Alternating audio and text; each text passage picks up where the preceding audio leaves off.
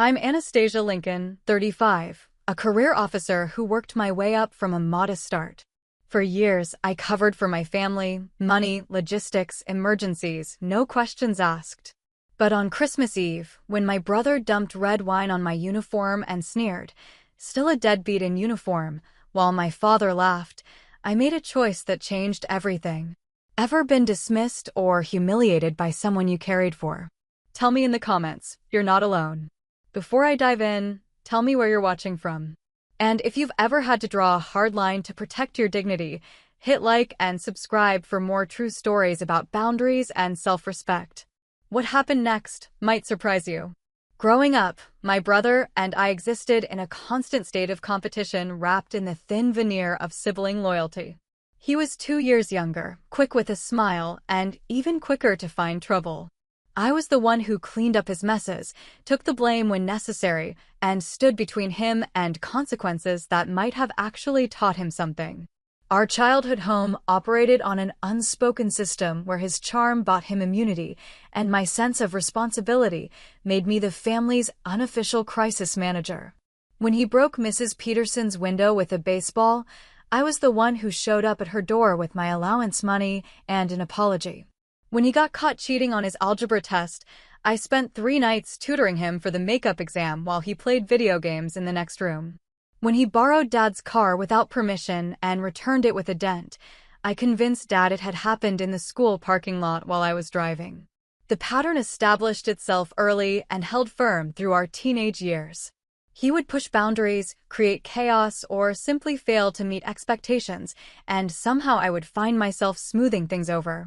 Not because anyone asked me to, but because the alternative, watching him face real consequences, felt like a betrayal of something fundamental between us. When I announced my intention to join the military after high school, the reaction was predictably mixed. Mom worried, Dad expressed cautious pride, and my brother shrugged with the casual dismissal he reserved for things that didn't directly benefit him. He was heading to college on our parents' dime, studying business with the same half-hearted commitment he'd brought to most endeavors. "You sure about this military thing?" he asked one evening as I filled out paperwork at the kitchen table. "Seems like a lot of rules and early mornings for not much payoff."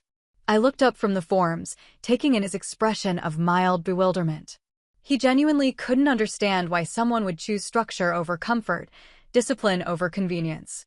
To him, my decision represented an unnecessary hardship, like volunteering to carry heavy boxes when others were available to do the lifting. "It's not about payoff," I said. "It's about service." He shrugged again and wandered off to watch television, leaving me with the distinct impression that I'd spoken in a foreign language. The disparity in our choices became more apparent over the following years. While I progressed through basic training, advanced instruction, and my first assignments, he drifted through college with mediocre grades and an ever-expanding social circle. Our parents spoke about his fraternity activities and weekend parties with the same fond indulgence they'd always shown, while my achievements, promotions, commendations, successful deployments earned polite acknowledgement and quick subject changes. The financial dynamic that developed revealed the deeper pattern. During my first deployment, I sent money home regularly.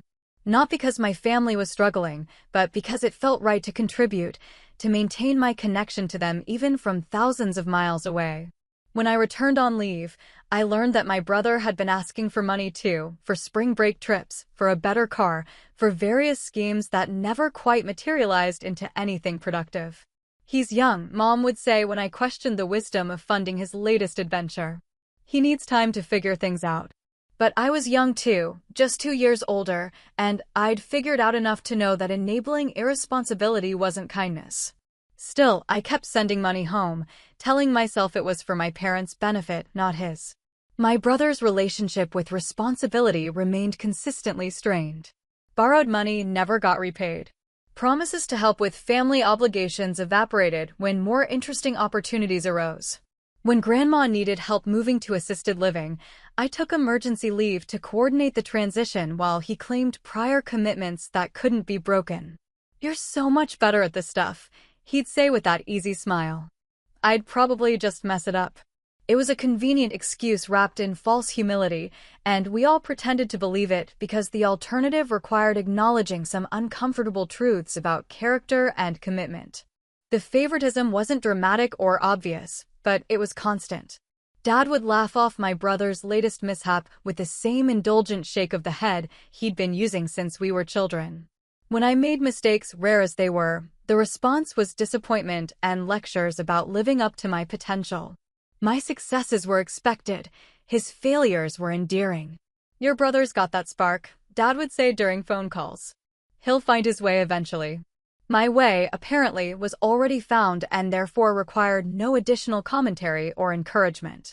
The uniformed daughter who showed up for family obligations, helped during crises, and maintained steady contact from wherever the military sent her had become part of the landscape, reliable, predictable, and taken for granted. This dynamic crystallized during a conversation with my sister-in-law, whom my brother had married in a ceremony I'd attended while on a brief leave. She was sweet enough, though increasingly influenced by his perspective on family relationships and responsibilities. "It must be nice having something you're so passionate about," she said during one visit, gesturing toward my uniform hanging in the closet. "Though I worry it keeps you away from really connecting with people." The observation stung because it revealed how completely my brother's narrative had taken hold. My years of showing up, contributing, and maintaining family bonds had been reframed as emotional distance. My commitment to service had become evidence of an inability to prioritize relationships properly. In their version of our family story, I was the rigid, duty-bound sister who chose obligation over intimacy, while he was the warm, spontaneous son who brought joy and lightness to family gatherings. It was a narrative that conveniently excused his absence during difficult times and elevated his presence during pleasant ones.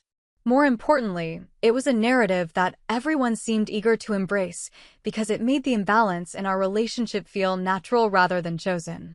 I began to understand that my loyalty, reliability, and sacrifice had become the foundation for their comfort rather than sources of mutual respect and appreciation. The more I gave, the more normal it became to expect such giving. The more I showed up, the more my presence was assumed rather than valued. The more I shouldered responsibility, the more reasonable it seemed for others to avoid it. This realization didn't come with anger or resentment, at least not initially. It arrived with the quiet clarity that sometimes follows long periods of confusion.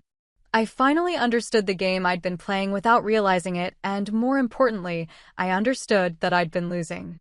Years of military service had taught me to recognize unsustainable situations and develop strategies for addressing them. What I hadn't learned, until now, was how to apply those same principles to family relationships that had grown dangerously out of balance. The time was coming when that imbalance would demand correction, though I didn't yet know what form that correction might take. The subtle mockery started small, the way most erosions begin.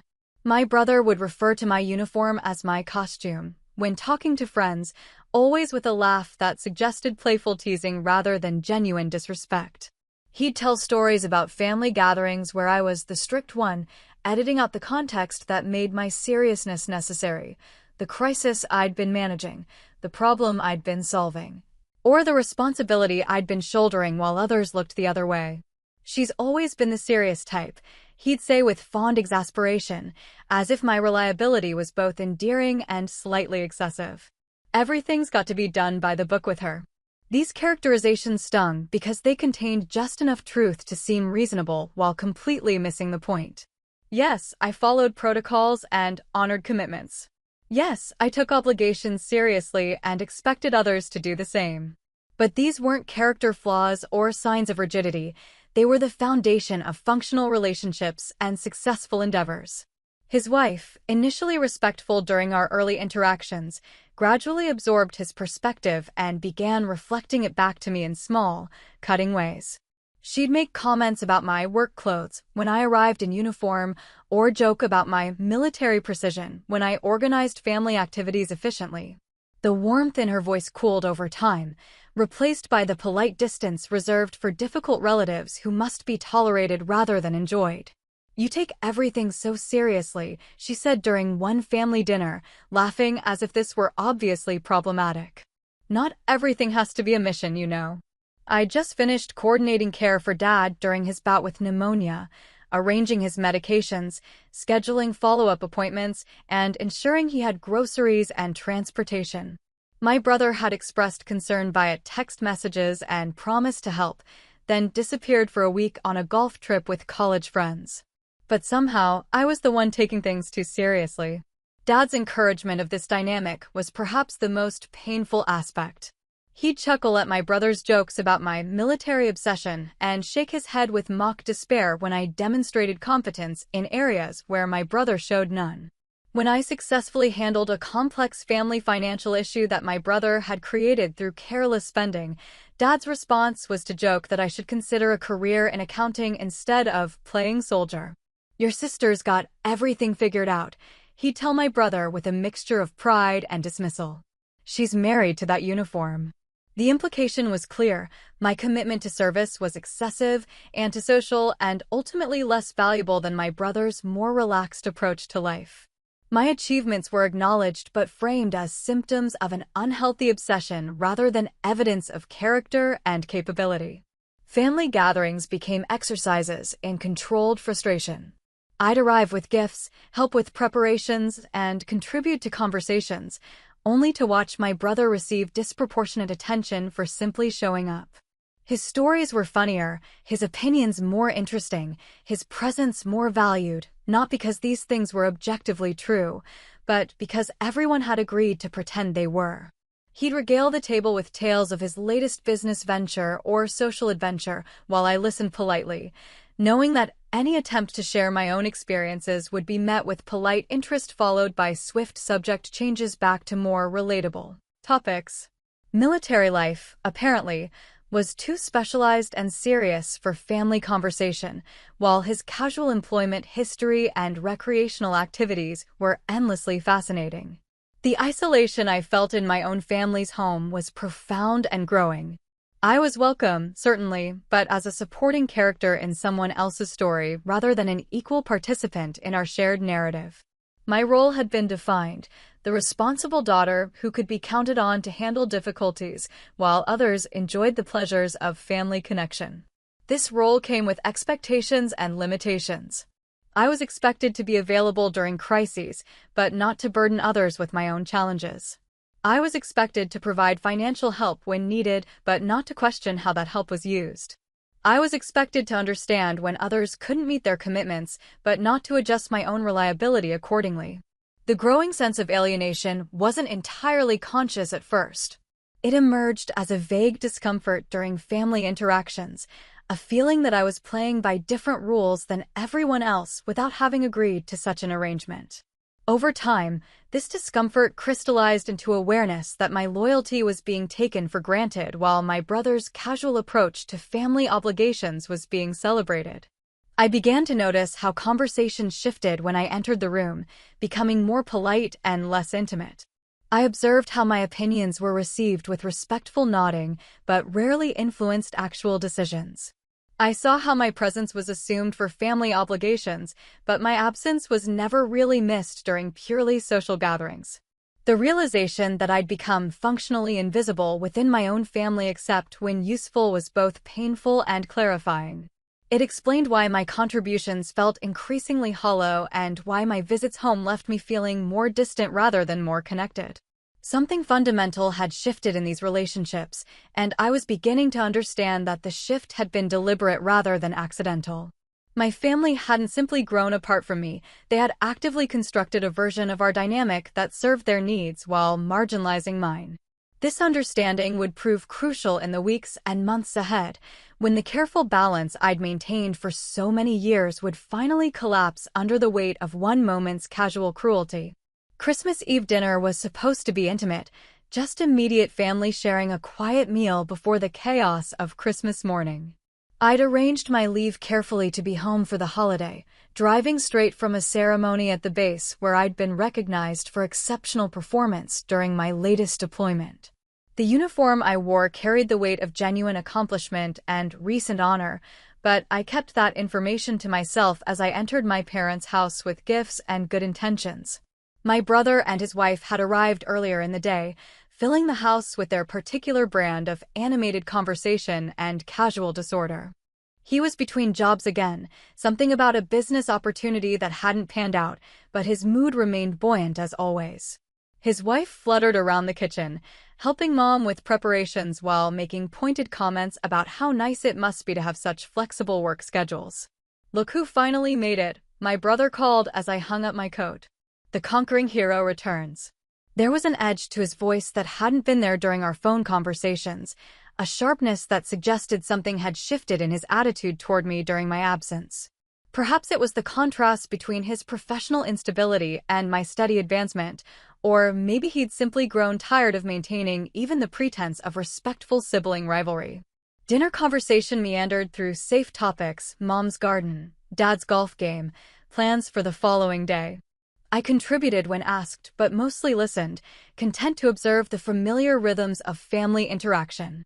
My brother dominated the discussion with stories about his latest adventures, each tale growing more elaborate with the telling, while his wife provided appreciative laughter and encouraging comments.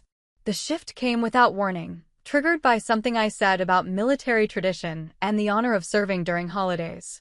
It was a casual observation, not a lecture or complaint, but my brother's expression darkened immediately.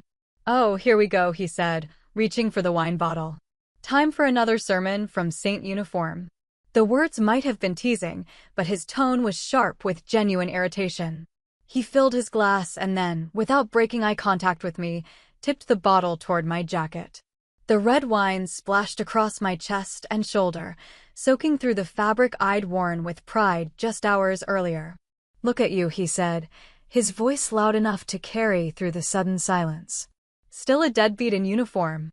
The moment crystallized with perfect, terrible clarity. The wine dripping from my jacket.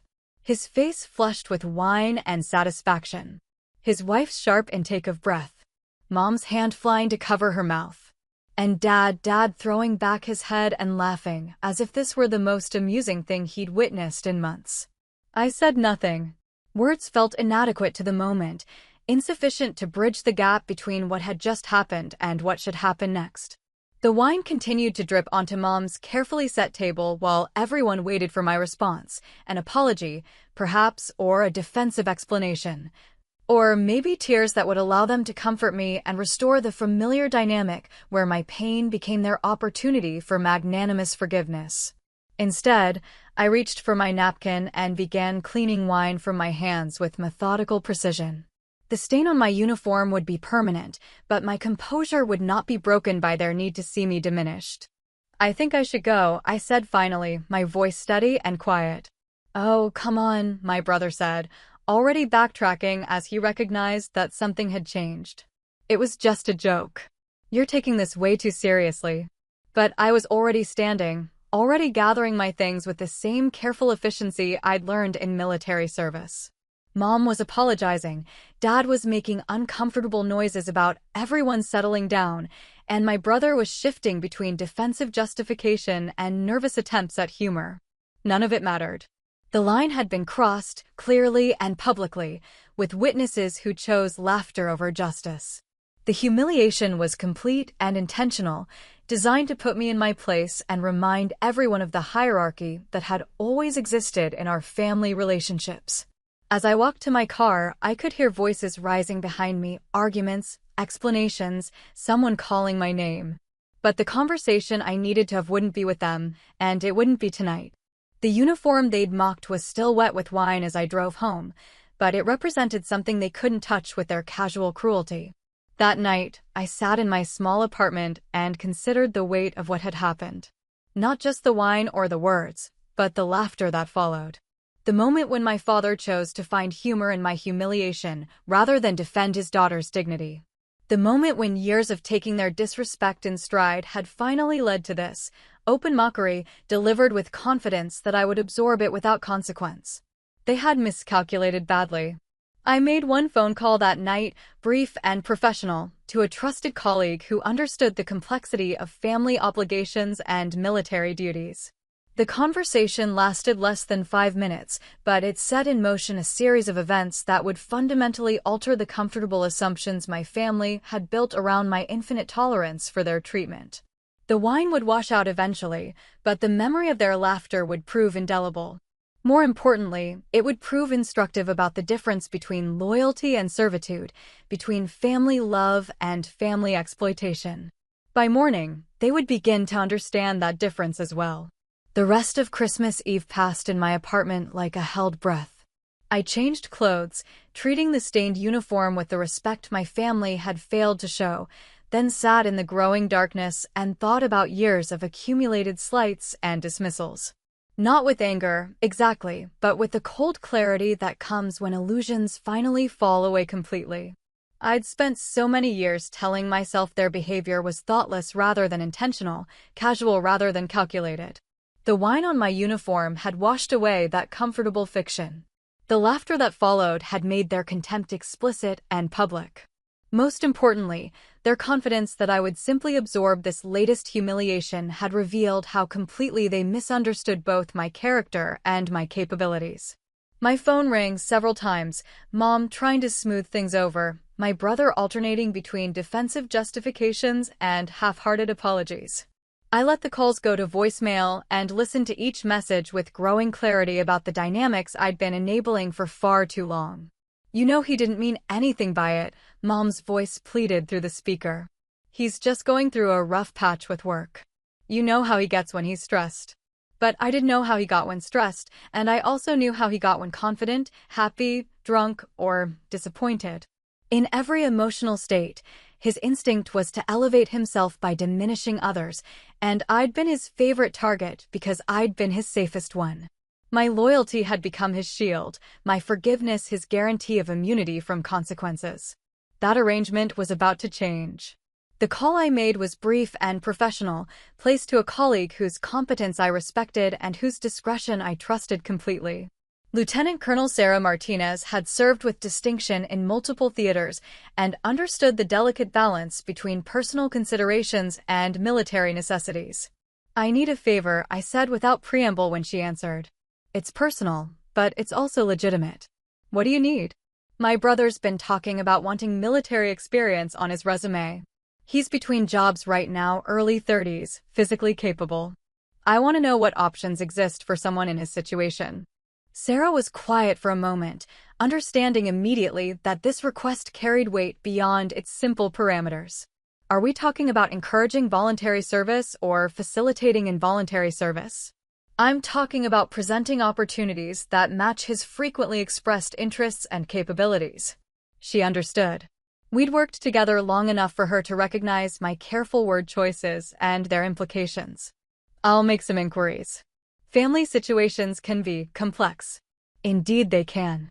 The conversation lasted less than 5 minutes, but it represented a fundamental shift in my approach to family relationships.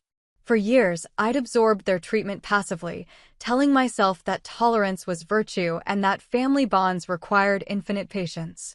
Tonight had taught me the difference between patience and enabling, between loyalty and self-destruction. I spent the remaining hours until dawn thinking about justice and consequences, about the difference between revenge and accountability. What I was contemplating wasn't motivated by spite or anger, though both emotions were certainly present. It was motivated by recognition that relationships without boundaries inevitably become relationships without respect.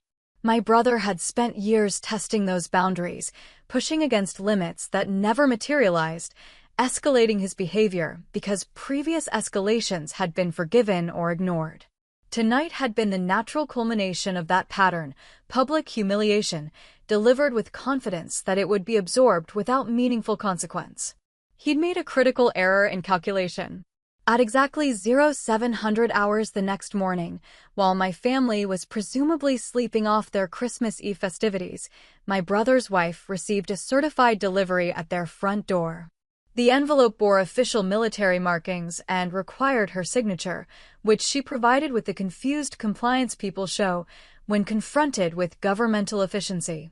Inside were deployment orders, properly formatted and legally binding, assigning one civilian contractor, my brother, to a support position with an overseas engineering unit. The assignment was for 18 months, with possibility of extension based on performance and mission requirements. The pay was adequate, the benefits standard, and the expectations clearly outlined in military terms that left little room for interpretation or negotiation. At the bottom of the official document, in the space reserved for authorizing signatures, was my name, rank, and current position. Information that would be immediately recognizable to anyone familiar with military hierarchy and administrative procedures. Her hands shook as she read the document, understanding immediately what she was holding and who had arranged for her to receive it. The implications were clear and comprehensive. My brother would report for duty within 72 hours, would be subject to military discipline and scheduling, and would discover firsthand what service actually required from those who chose to accept its obligations. The phone calls began within the hour. First my brother, his voice tight with disbelief and growing panic as he realized the orders were legitimate and legally enforceable. Then Dad, alternating between outrage and desperate attempts at negotiation. Finally Mom, pleading for explanation and hoping for reassurance that this was somehow a misunderstanding. These orders are lawful, I told each caller with professional calm. They stand as written. You can't be serious, my brother said during his third call of the morning. This is crazy. I have a life here, responsibilities. So did I replied. Every time I deployed, every time I missed family events, every time I put service before personal convenience. You seem to find that amusing. That was different. This is your career, your choice. And now it's yours too. The beauty of the situation was its perfect legitimacy.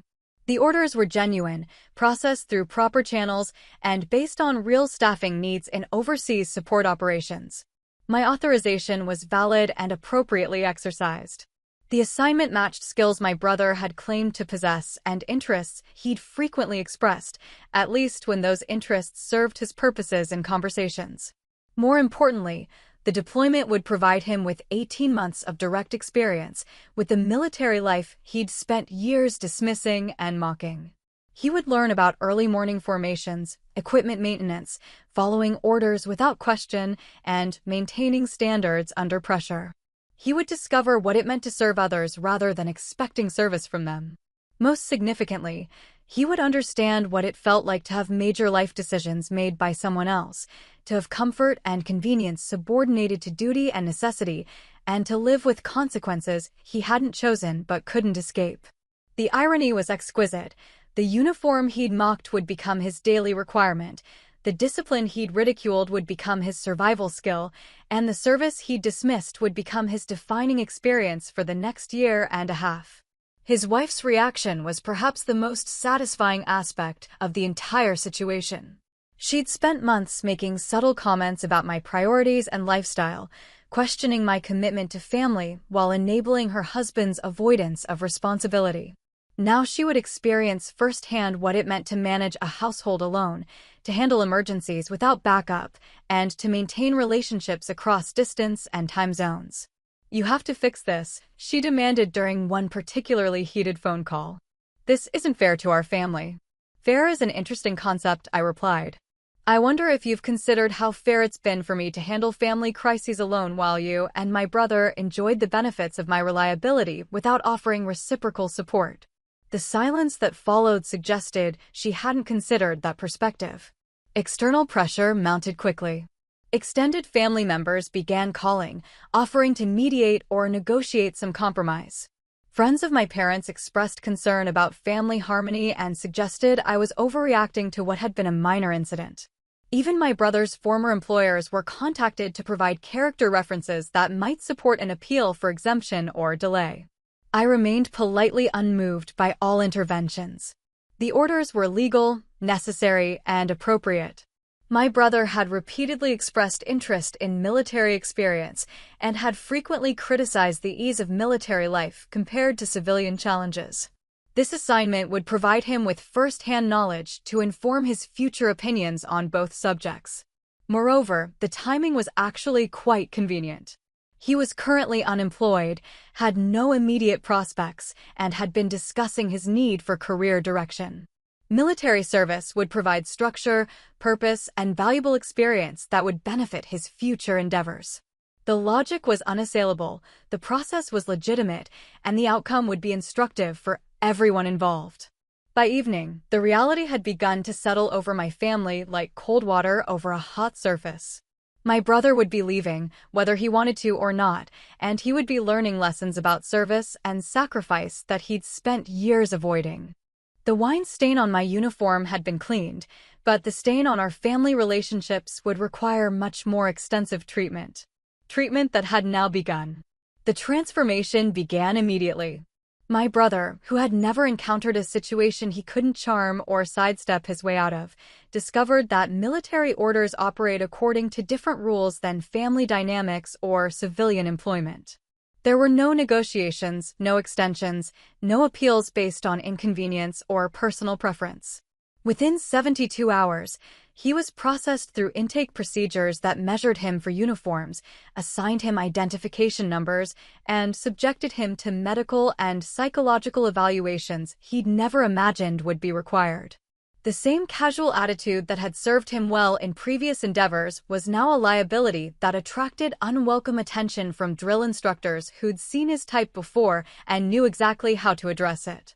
His first letters home were predictably bitter, filled with complaints about early morning formations, rigid scheduling, and superiors who wouldn't tolerate his usual approaches to responsibility and authority. He blamed me for his situation, naturally, but the blame carried less weight when filtered through descriptions of daily routines that left him exhausted and challenged in ways he'd never experienced. "The food is terrible," he wrote to Mom. "The accommodations are basic, and they expect you to be ready for inspection every morning at 0600. Everything has to be perfect, your bunk, your appearance, your equipment. They don't care if you're tired or if you have other things to worry about." The irony was apparently lost on him, but it wasn't lost on me. For years, I'd been ready for inspection every day of my life, maintaining standards he'd mocked while he enjoyed the luxury of lowered expectations and casual performance. Now he was discovering what those standards actually required and why maintaining them was considered both necessary and honorable. His wife's experience proved equally instructive. Without his physical presence to charm away problems or deflect responsibility onto others, she was forced to handle household management, financial planning, and decision-making independently. The grocery shopping, bill paying, and maintenance issues that had somehow always fallen to others in the past now became her direct responsibility.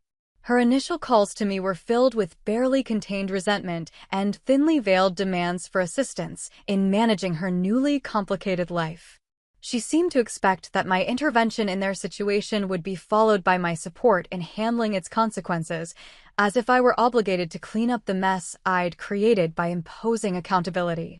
"I don't know how to handle the car registration renewal," she complained during one call. "He always took care of that stuff." "The DMV website has clear instructions," I replied. "It's quite manageable if you follow the steps in order." But I've never done it before. Neither had I, the first time. Learning new skills is part of adult life. The conversation ended with her hanging up in frustration, but subsequent calls indicated she was indeed learning to handle tasks she'd previously considered beyond her capabilities. The process was clearly difficult and sometimes overwhelming, but it was also necessary for her development as a fully functional adult. Dad's response to the situation evolved more slowly. His initial outrage gave way to uncomfortable recognition that his son's deployment was legitimate and unavoidable. The jokes about military life became less frequent as weekly phone calls revealed the genuine challenges my brother was facing and the personal growth those challenges were forcing upon him. More significantly, Dad could no longer dismiss my own service as excessive or unnecessary when confronted with evidence of how difficult that service actually was. The casual mockery he'd encouraged now seemed less amusing when directed at someone he could see struggling with military expectations and requirements. "He's having a hard time adjusting," Dad told me during one conversation, his tone uncertain rather than accusatory. "Adjustment is part of the process," I replied. "Most people find military service challenging initially, but the challenge is what makes it valuable." I never realized how structured it would be. Structure is the foundation of military effectiveness. It's also what creates the discipline and reliability that enable service members to handle responsibilities others might find overwhelming. He was quiet for a long moment, perhaps remembering years of comments about my own structured approach to life and responsibility. The discipline he'd once mocked as excessive was now revealing itself as necessary preparation for meaningful challenges. From thousands of miles away, I watched my family's comfortable assumptions about service, sacrifice, and responsibility undergo systematic dismantling. My brother's deployment wasn't punishment, it was education delivered through direct experience rather than theoretical discussion. He was learning what I'd tried to explain for years through words that had been dismissed or ignored. The uniform he'd ridiculed was now his daily requirement. The early mornings he'd joked about were now his reality. The discipline he'd considered unnecessary was now his survival skill. Most importantly, the service he'd minimized was now shaping his character in ways that civilian life never had. The satisfaction I felt wasn't personal vindication, though that element was certainly present. It was the deeper satisfaction that comes from watching justice operate through natural consequences rather than artificial punishment. My brother wasn't suffering because I wanted him to suffer, he was learning because learning was what the situation required. His wife wasn't struggling because I wanted her to struggle, she was growing because growth was what independence demanded. Dad wasn't reconsidering his attitudes because I'd forced him to, he was adapting because reality no longer supported his previous assumptions. The wine stain on my Christmas Eve uniform had been the catalyst for this transformation, but the transformation itself was being driven by truths that had always existed.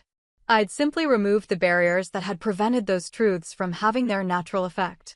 The process would continue for months, gradually reshaping relationships and assumptions that had been decades in the making. But already, the foundation was shifting in ways that would prove permanent and profound. Months passed. Letters arrived with decreasing frequency, but increasing maturity. My brother's handwriting remained the same, but the content of his communications underwent gradual transformation as military life imposed its lessons through daily repetition and unavoidable consequence. "I understand now why you take things so seriously," he wrote in a letter that arrived 6 months into his deployment.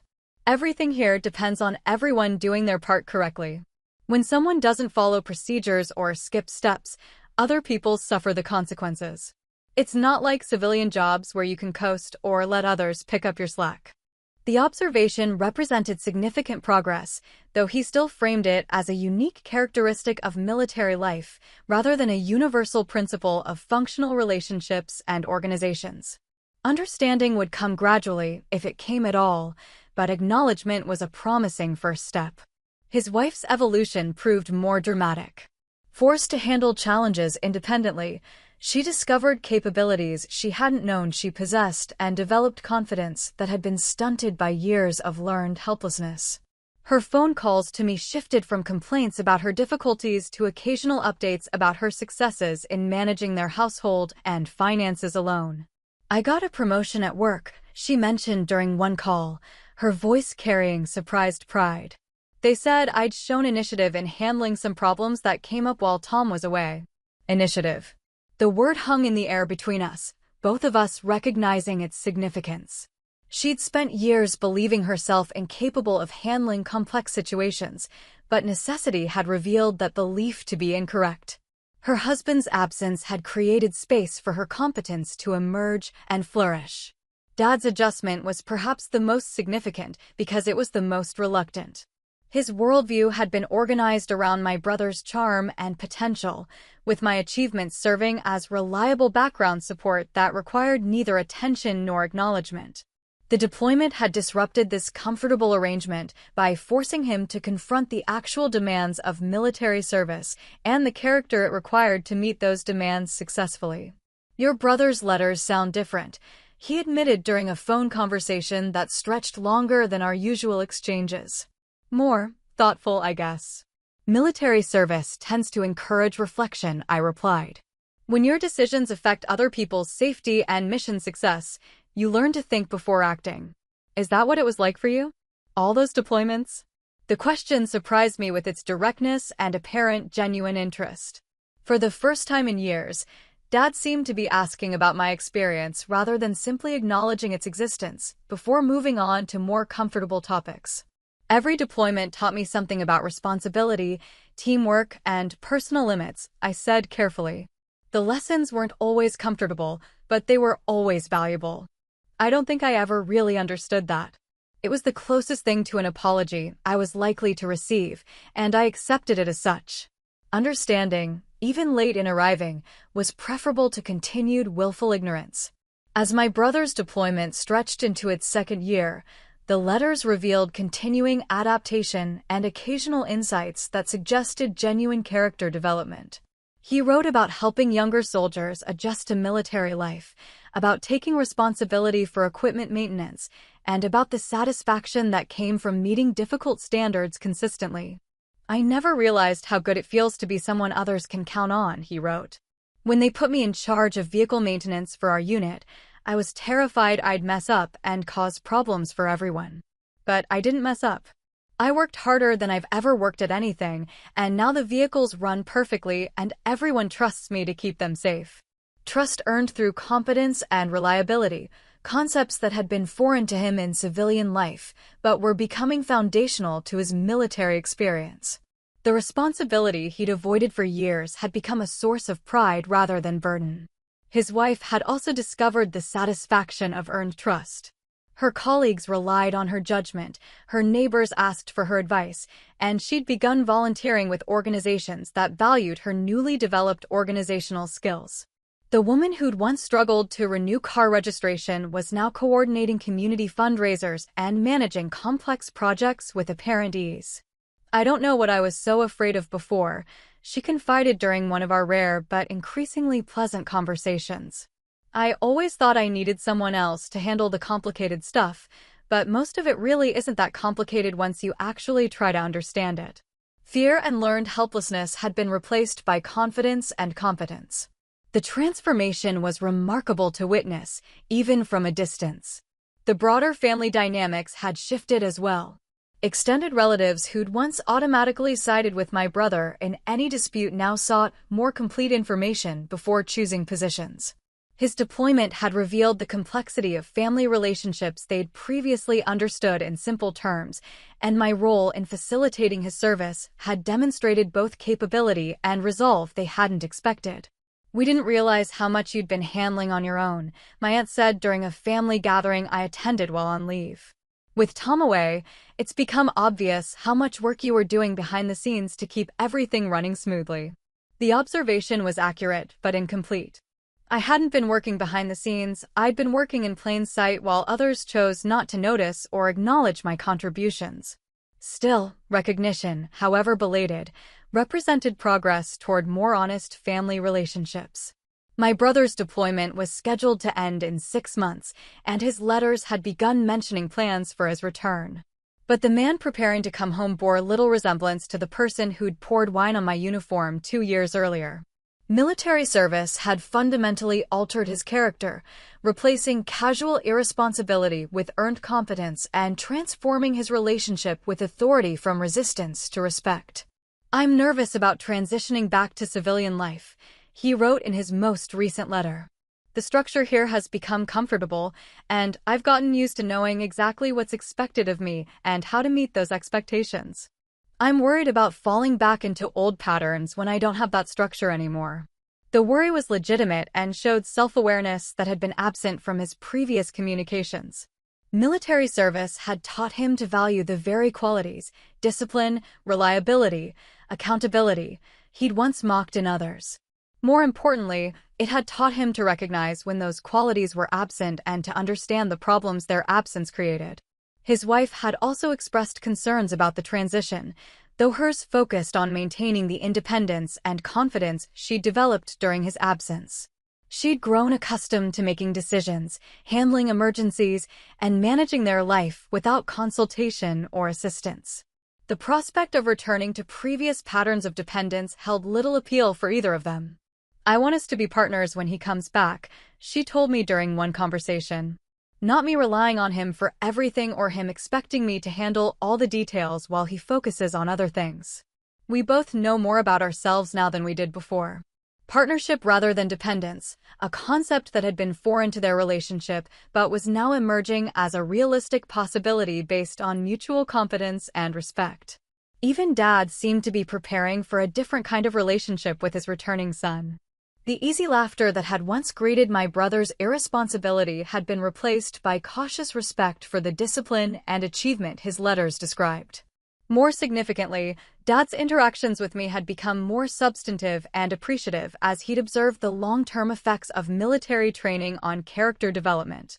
"I owe you an apology," he said during a phone call that caught me off guard with its seriousness. "I spent years thinking your military service was somehow holding you back from a normal life, but I was wrong. It was preparing you for a better life than most people manage to build." The apology was unexpected and surprisingly meaningful.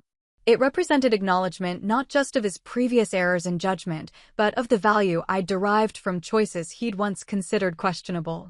From my perspective, the entire situation had evolved exactly as I'd hoped when I'd made that single phone call on Christmas night. Justice had been served through education rather than punishment, and relationships had been rebalanced through experience rather than confrontation. My brother had learned lessons about service and sacrifice that no amount of conversation could have conveyed, and his wife had discovered capabilities that years of encouragement might never have revealed.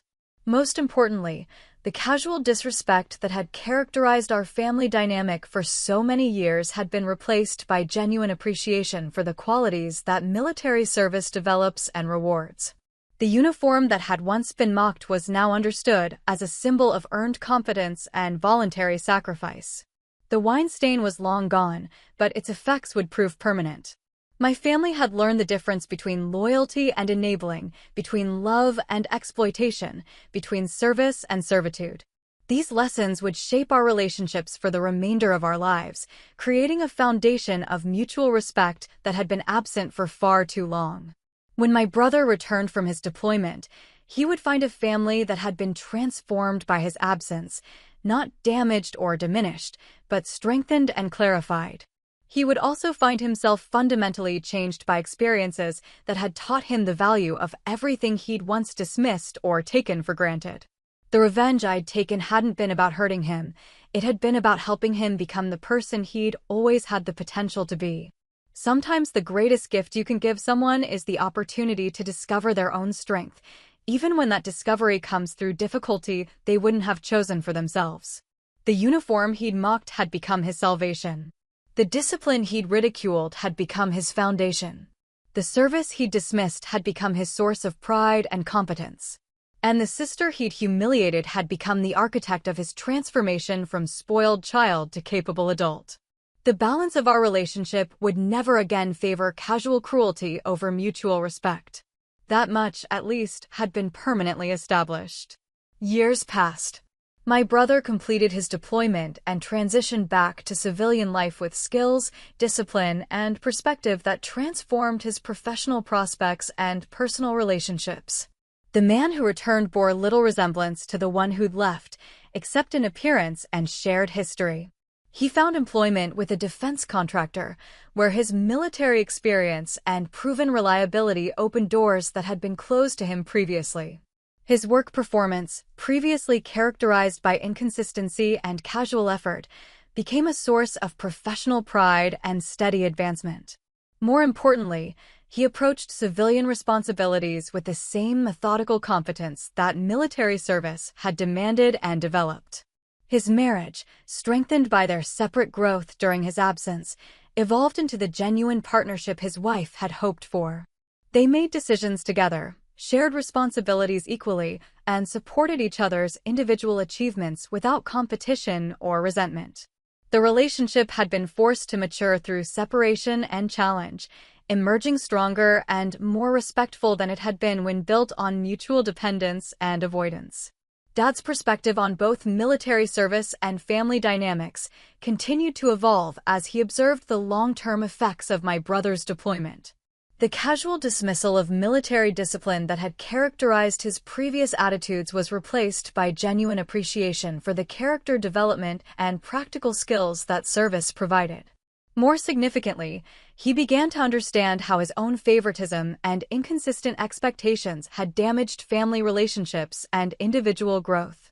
"I think I did you both a disservice over the years," he told me during a visit that coincided with my brother's return. "I made things too easy for him and expected too much from you, without realizing that both approaches were harmful in their own ways." The admission represented years of reflection and uncomfortable self-examination. It also represented the foundation for healthier family relationships based on realistic expectations and mutual respect rather than inherited roles and unexamined assumptions. My own career had continued its upward trajectory, with promotions and recognitions that reflected both competence and character developed through years of service and sacrifice. The qualities that had once seemed excessive to my family, discipline, reliability, commitment to excellence, were now understood as the foundation of meaningful achievement and personal integrity. The respect I received from colleagues and superiors stood in stark contrast to the casual dismissal I'd once accepted from family members, highlighting how drastically our dynamics had shifted over the years since that Christmas Eve confrontation. My brother and I began meeting occasionally for lunch or coffee, conversations that were initially tentative but gradually became more substantive and honest. He never explicitly apologized for years of disrespect and exploitation, but his changed behavior and obvious effort to treat me as an equal rather than a resource served as ongoing acknowledgement of past mistakes. "I understand now why you always seemed so serious about everything," he said during one of these meetings. "When other people are counting on you to get things right, you can't afford to be casual about your responsibilities." I spent years thinking that was uptight, but it was actually mature. Maturity, a quality he developed through forced experience with real consequences rather than the theoretical discussions that had proven ineffective for so many years. The transformation was genuine and apparently permanent, built on foundations of earned competence rather than inherited privilege. His wife had also continued to flourish independently, building a career and social network based on her own capabilities rather than reflected status. She'd become someone whose opinions were sought and valued, whose presence was appreciated rather than simply tolerated, and whose contributions were recognized rather than taken for granted. "I owe you a debt I can never really repay," she told me during a family gathering celebrating my latest promotion. "If you hadn't done what you did, I'd probably still be waiting for someone else to handle everything complicated in my life."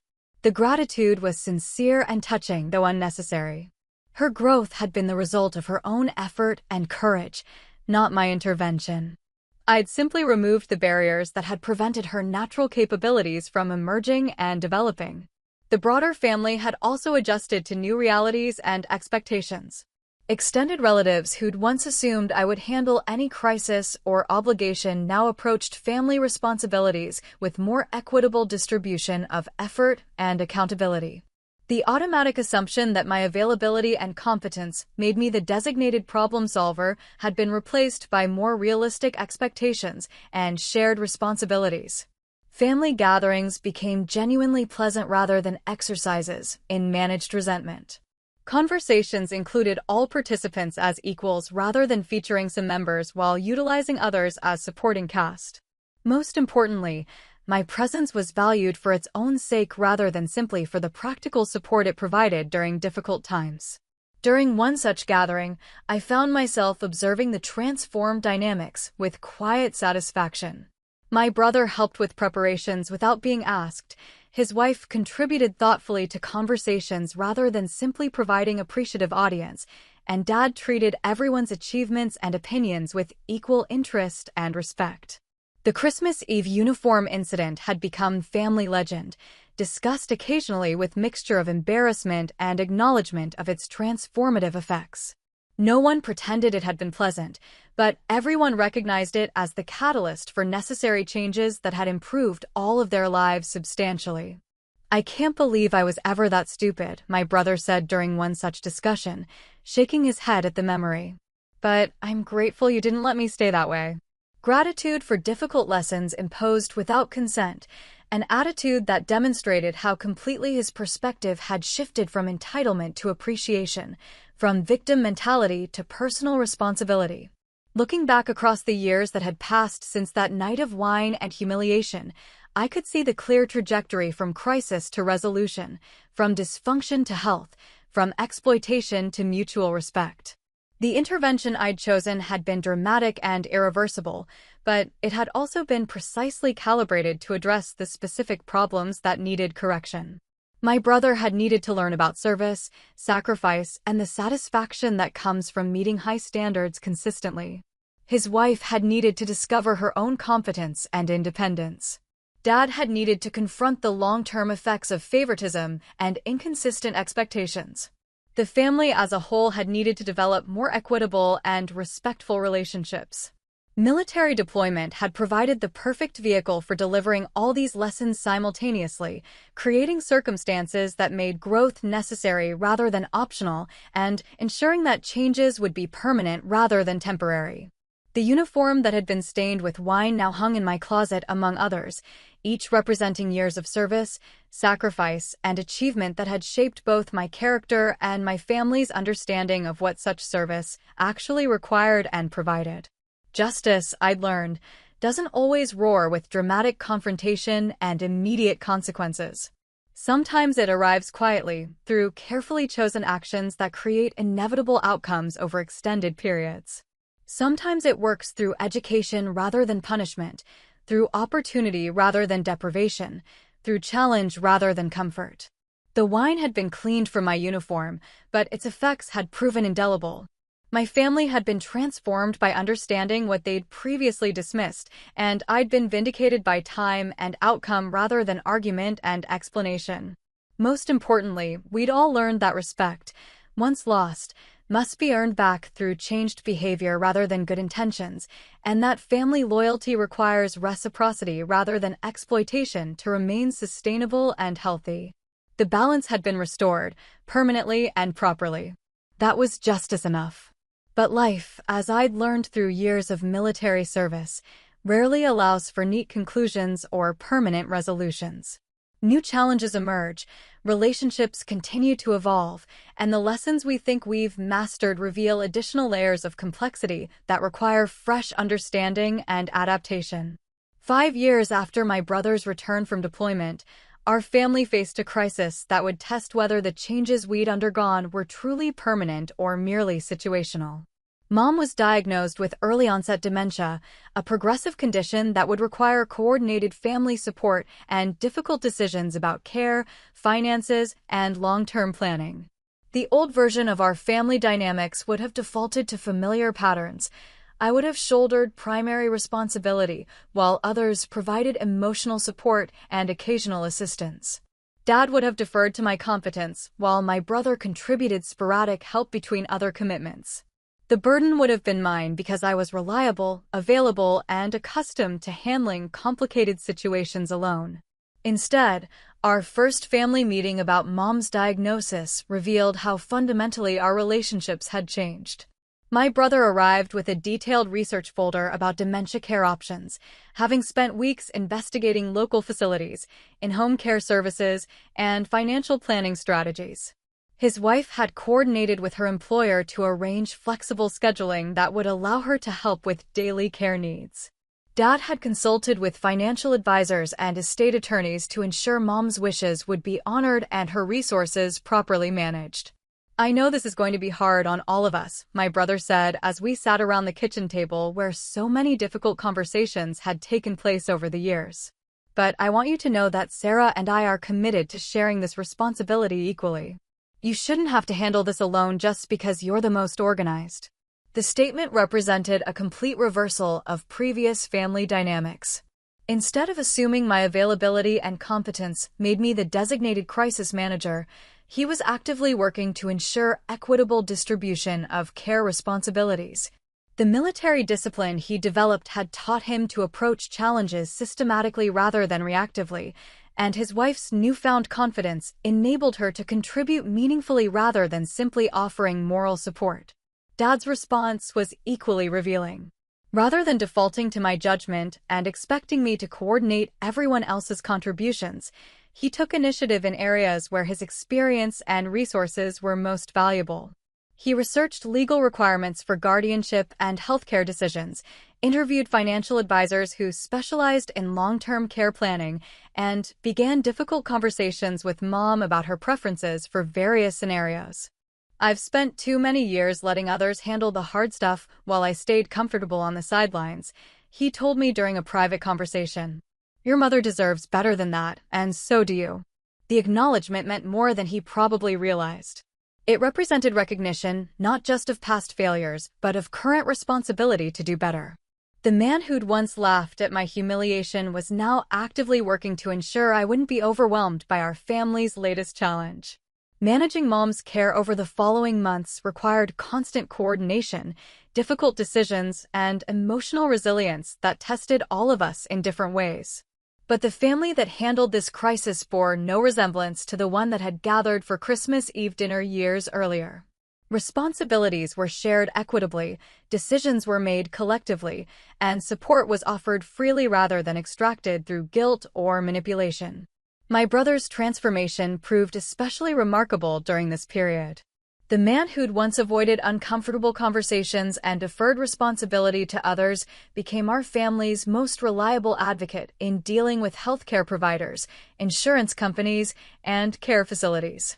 His military experience had taught him to navigate bureaucratic systems efficiently and to insist on appropriate service levels without accepting substandard treatment. I learned something important during my deployment, he told me after a particularly difficult meeting with Mom's care team. When someone you care about depends on you to get things right, you find strength and patience you didn't know you had. I spent years thinking that kind of responsibility was a burden, but it's actually a privilege.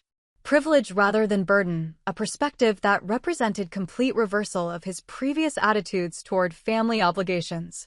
The deployment that had been intended as education had become genuine transformation, creating lasting changes in character rather than temporary compliance with external requirements. His wife's continued growth was equally impressive. She'd become our family's emotional anchor during medical appointments and care discussions, providing comfort and practical support with competence that surprised everyone, including herself. The woman who'd once struggled with basic household management was now coordinating complex care schedules and advocating effectively for Mom's needs in medical settings. The experience of caring for Mom together also revealed how much Dad had changed since my brother's deployment. Instead of maintaining his previous pattern of emotional distance, punctuated by occasional jokes or comments, he became actively engaged in day-to-day care decisions and practical support. He spent hours each day with Mom, patiently helping with activities that her declining cognitive function made increasingly difficult. I wasted too many years taking your mother for granted, he confided during one of these sessions. I always assumed she'd be there to handle the details while I focused on bigger picture stuff. Now that she needs me to handle the details, I'm grateful for every opportunity to take care of her properly. The role reversal was profound and touching. The man who'd once expected others to manage complications was now embracing complexity as an expression of love and commitment rather than an inconvenience to be avoided. As Mom's condition progressed, our family developed systems and rhythms that maximized her comfort while distributing care responsibilities in ways that acknowledged everyone's strengths and limitations. My military training proved valuable for logistical coordination and crisis management, but it was no longer the only source of competence and reliability within our family structure. My brother's deployment experience had taught him patience, attention to detail, and the importance of following protocols consistently. His wife's forced independence had developed her confidence and problem-solving abilities. Dad's belated recognition of his previous shortcomings had motivated genuine effort to contribute meaningfully rather than symbolically. The crisis that might once have destroyed our family relationships instead strengthened them by providing opportunities for everyone to demonstrate growth and commitment. We learned to rely on each other without exploitation, to share responsibilities without resentment, and to support each other through difficulty without martyrdom or manipulation. More importantly, we discovered that the lessons learned through my brother's deployment had created permanent changes in our family's character rather than temporary adjustments to immediate circumstances. The discipline, mutual respect, and shared responsibility that had emerged from that crisis continued to serve us well when faced with new challenges that required sustained cooperation and emotional maturity. Mom's care became a shared mission that brought out the best in everyone involved, proving that the transformation that had begun with wine and humiliation on Christmas Eve had indeed been genuine and lasting. The family that had once operated on exploitation and favoritism had become one that functioned through mutual support and equitable contribution. The uniform that had been stained years earlier remained a symbol of service and sacrifice, but it was no longer the only symbol of those qualities within our family.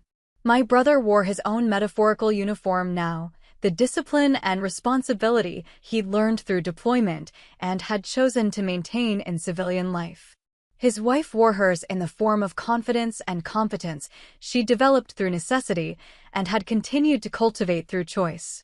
Even Dad had found his own version of service through his commitment to caring for Mom with patience and dedication that honored their decades of marriage and acknowledged his gratitude for her years of managing details he'd previously ignored.